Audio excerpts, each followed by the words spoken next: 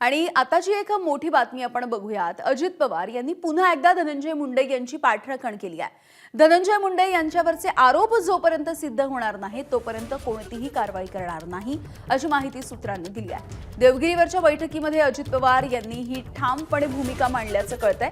काल धसांनी भेट मागितलेली होती, मात्र अजित पवार सुरेश धस यांना भेटले नव्हते। उपमुख्यमंत्री अजित पवार यांच्या देवगिरी या बंगल्यावरती राष्ट्रवादी काँग्रेस पक्षाच्या या बड्या नेत्यांची बैठक झाली होती आणि या नेत्यांमध्ये तब्बल 2 तास चर्चा झालेली होती।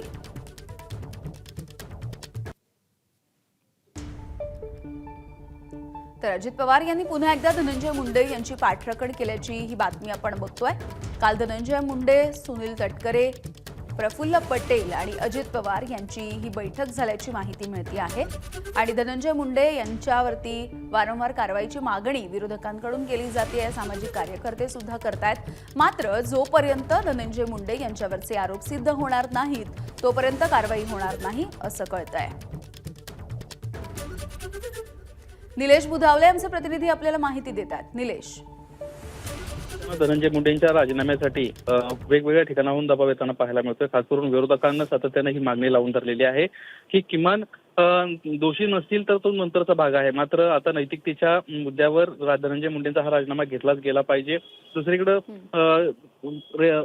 करुणा मुंडे यांची देखील कोर्टातली लढाई आपण पाहतोय। सातत्यानं कोर्टातून धनंजय मुंडेंवर ताशेरे ओढले जात आहेत। अशा वेळी पक्षाची प्रचंड बदनामी होते आणि याच अनुषंगानं काल रात्री उशिरा राष्ट्रवादी काँग्रेस पक्षातल्या महत्त्वाच्या नेत्यांची बैठक पार पडली। राष्ट्रीय अध्यक्ष अजित पवार, राष्ट्रीय कार्याध्यक्ष प्रफुल्ल पटेल, प्रदेशाध्यक्ष सुनील तटकरे आणि धनंजय मुंडे या ठिकाणी उपस्थित असल्याचं पाहायला मिळालं। साधारणपणे 2 तास चाललेल्या या बैठकीमध्ये प्रामुख्यानं जोपर्यंत धनंजय मुंडे दोषी ठरत नाहीत तोपर्यंत त्यांच्यावर कारवाई नकोच हाच सूर नेत्यांचा असल्याचं पाहायला मिळालं। खरं तर पहिला जो अहवाल आहे संपूर्ण प्रकरणातला, मग तो कृषी घोटाळ्यातल्या विषयासंदर्भातला असेल किंवा संतोष देशमुख हत्या प्रकरणामध्ये सध्या जे काही आरोप प्रत्यारोप होत आहेत त्या संपूर्ण प्रकरणामध्ये जोपर्यंत अहवाल येत नाहीये तोपर्यंत कुठल्याही प्रकारे धनंजय मुंडेंवर कारवाई नको अशा पद्धतीचीच भूमिका नेत्यांना मांडल्याचं पाहायला मिळालेलं आहे। यामिनी, धन्यवाद निलेश।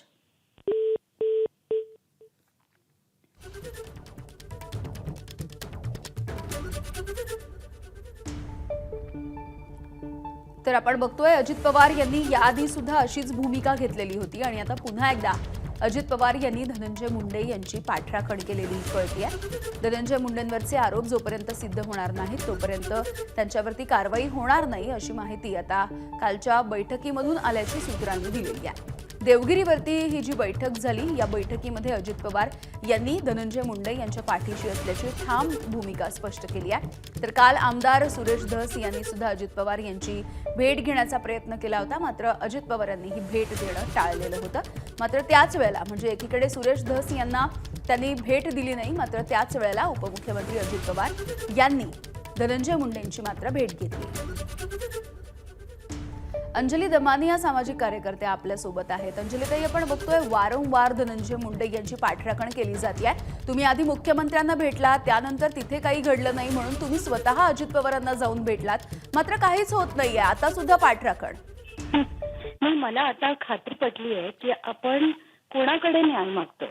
म्हणजे अजित पवार, सुनील तटकरे ज्यांच्यावर इतका मोठा सिंचन घोटाळा होऊन सुद्धा त्याच्यात जर काही कारवाई झाली नाही, त्यांच्या केसेस क्लोज केल्या, नंतर प्रफुल्ल पटेल ज्यांनी पूर्ण एअर इंडियाची वाट लावली, असे लोक जर बसून ठरवत आहेत की धनंजय मुंडे यांना खरंच त्यांच्यावर कारवाई व्हायला पाहिजे की नाही, तर ही मंडळी तर नक्कीच ठरवणार की बघा आपल्याकडे सगळ्या आपल्या यंत्रणा आपल्या हातात आहेत, हवे तसे आपण त्यांच्याकडनं निर्देश घेऊ शकतो। मग त्यांच्यावर कोण कारवाई करणार? म्हणजे यांच्याकडनं अपेक्षा ठेवणंच मुळात चुकीचं आहे। आणि याच्यात मला असं वाटतं आता जर कारवाई झाली तर ती फक्त कोर्टाकडनं होईल, बाकी कोणाकडनं आपण अपेक्षा करणंच मुळात आता चुकीचं आहे असंच मला वाटायला लागलं।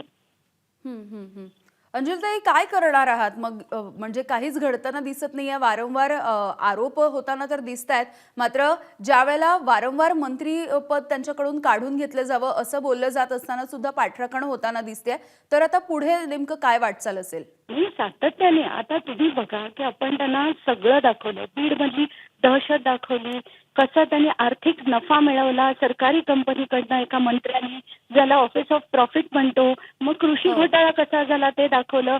सगळं दाखवून सुद्धा जर त्यांची पाठराखण होत असेल आणि सातत्याने हे जर म्हणत असतील तर खरं बीडचे पालकमंत्री म्हणून त्यांनी बरंच काही करायला हवं होतं. ती जी त्यांनी समिती स्थापन केली त्याच्यावर पण पुढे काही झालं नाही. याचा अर्थ त्यांना कुठल्याही परिस्थितीत धनंजय मुंडेंना वाचवायचं आणि हे करायचं असेल तर मग आम्हाला पुरावे द्यायला कशाला सांगता. आम्हाला आता कोर्टाशिवाय दुसरीकडे न्याय मिळणार नाही असंच दिसतंय आणि मी आता पुढची पाऊल माझं तेच असणार आहे. अगदी धन्यवाद अंजलीताई, तुम्ही बोललात यासाठी. एबीपी माझा, उघडा डोळे बघा नीट.